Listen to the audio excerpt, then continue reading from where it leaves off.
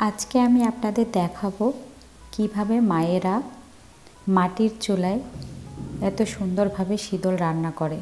আর গ্রামে মাটির চুলায় শীতল রান্না কিন্তু খুবই টেস্টি। প্রথমে শীতলটাকে হালকা আঁচে চুলার মধ্যে একটু করে পুড়িয়ে নিতে হবে যাতে সিদ্ধ হয়। আমি এই প্রসেসটা আপনাদের অন্য দিন দেখাবো, আজকে শুধু আমি রান্নাটা দেখাবো। প্রথমে আদা কুচি কুচি করে কেটে নিয়ে বেটে নিতে হবে।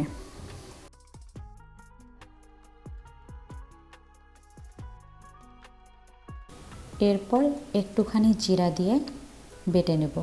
আপনারা চাইলে একেবারেই বাটতে পারেন, যদি শিলনোড়ার মধ্যে বাটতে চান তাহলে একেবারেই হয়।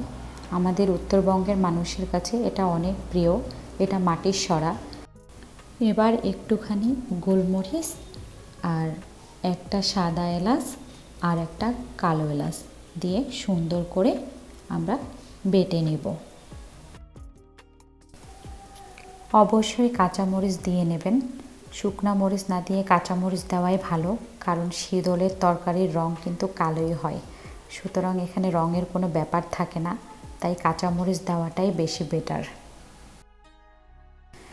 এবার আমরা শীতল বেটে নেব। হ্যাঁ, আরেকটা কথা বলি, শীতলগুলো পোড়ানোর পর আমরা আগের দিনেই রাতে ভিজিয়ে রেখেছিলাম, যাতে পরের দিন একেবারেই নরম হয়ে যায়, তাহলে বাটতে কষ্ট হবে না।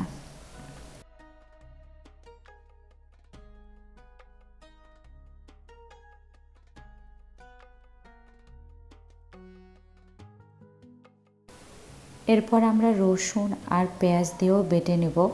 আপনারা চাইলে পেঁয়াজটা নাও বেটে দিতে পারেন, কিন্তু আমার কাছে মনে হয় বেটে দিলেই বেশি ভালো লাগে। এরপর আমরা মাছ নিয়েছি।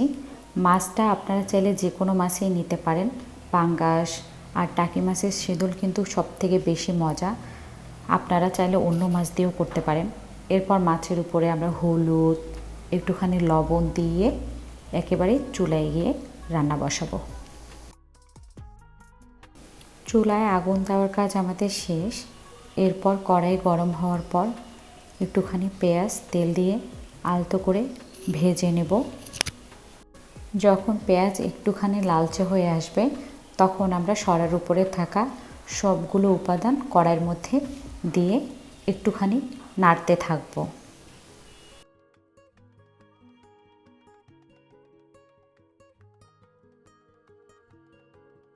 এরপর আমরা ঢাকনা দিয়ে দেব। এখানে ঢাকনা হিসেবে আমরা মাটির সরাটাই ইউজ করেছি, আপনারা চাইলে যে কোনো ঢাকনা দিয়ে দিতে পারেন। কিছুক্ষণ পর আমরা ঢাকনা উঠিয়ে এভাবে চেক করব যেন কড়াইয়ের নিচে লেগে না যায়। এভাবে আমরা আবার ঢাকনা দেব, আবার নাড়ব, আবার ঢাকনা দেব, আবার নাড়ব। এরকম শেষের দিকে ৩-৪ মিনিট নাড়তেই থাকতে হয়। নাড়তে নাড়তে যখন তেল বের হয়ে আসবে তখন বুঝতে হবে রান্নাটা প্রায় কমপ্লিট।